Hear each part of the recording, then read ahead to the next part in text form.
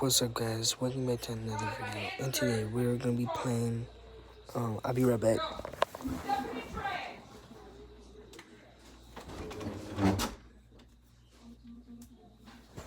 Alright, I'm back.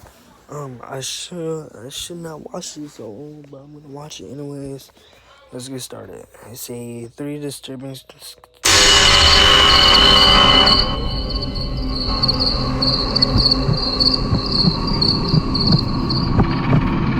This happened a few months ago.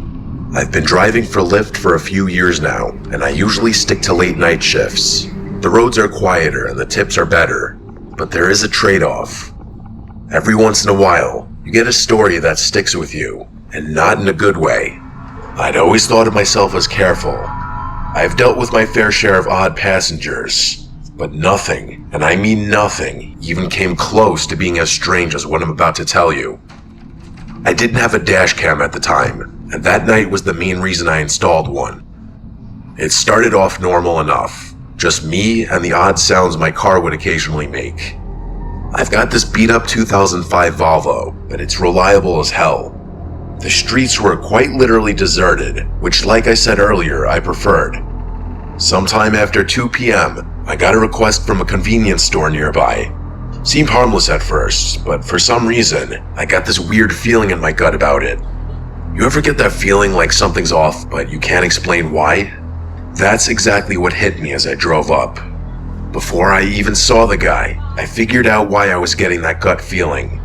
The convenience store I was pulling up to was closed. All the lights were off, and there was not a single car in the lot.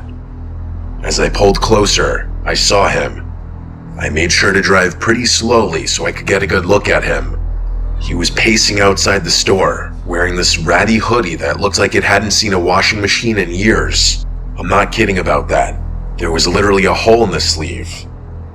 His movements were jerky, like he couldn't stand still, and he kept glancing over his shoulder like he thought someone was after him. If I had to guess, he was on something.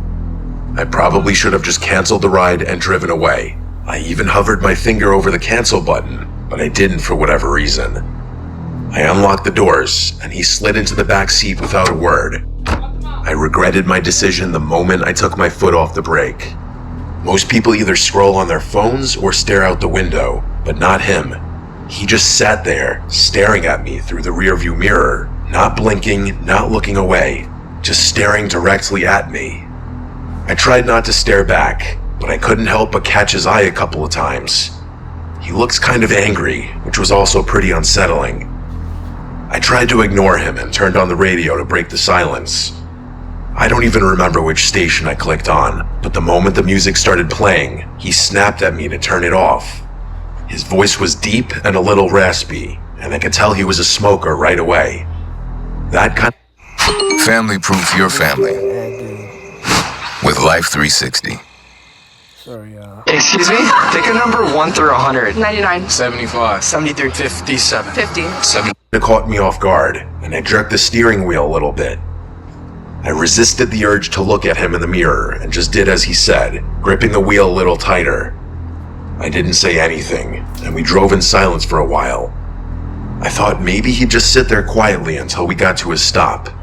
That's what I was hoping for, at least. But then he spoke.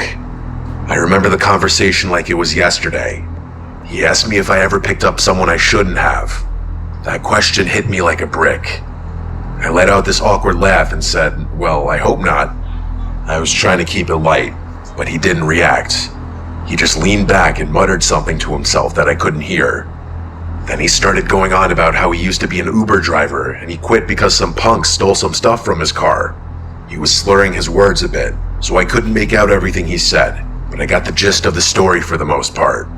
I looked in the mirror once or twice while he was telling me the story, and I realized he was smiling the whole time, which was incredibly unsettling.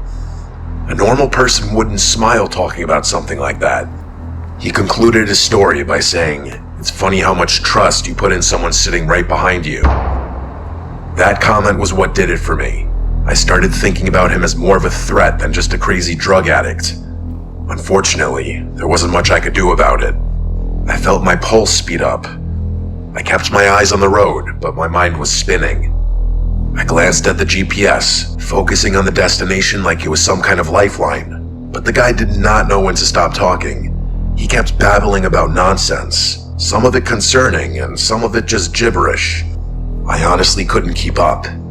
Eventually, he started apologizing to someone, although I don't think it was me. He began insinuating that he had just done something awful and that he was a bad person. He kept saying, "I didn't mean it," repeatedly, followed by a few frantic "I'm sorries." I didn't respond, worried that he'd do something if I did. I didn't know what he'd done or what he was capable of, but I wasn't about to find out. We were only a few minutes from his stop when he snapped out of his muttering haze and yelled at me that I had missed the turn. I didn't miss it. The GPS clearly showed we were on track, but I slammed on the brakes anyway, mostly out of fear. He demanded that I pull over, so that's what I did. My hands were shaking at that point. I just wanted the nightmare to be over. As soon as I shifted into park, headlights appeared behind us. It was a police car. I said a silent prayer and watched as it crept down the road, its spotlight briefly sweeping over my car. The guy in my back seat slouched down like he was trying to stay out of sight. I turned my head and saw him lying almost perfectly flat on my back seat with his eyes closed. I whipped my head back around before he saw me, trying to keep my breathing steady. He stayed in that position for a really uncomfortable amount of time. I wanted to ask him to leave, but decided against it. Eventually, he lifted his head and told me I had gotten lucky. Before I had a chance to do anything, he opened my car door and disappeared. I ended up calling my shift short after that. I was shaken up and didn't feel like driving around anymore. It wasn't until a few weeks later that I came across something on my phone that proved how dangerous of a situation I had been in. According to a news article, a convenience store had been robbed on the night I picked up that passenger. It was 2 blocks from where I had picked that guy up. It makes me sick knowing I was inches away from a dangerous criminal who could have harmed me if he had chosen to.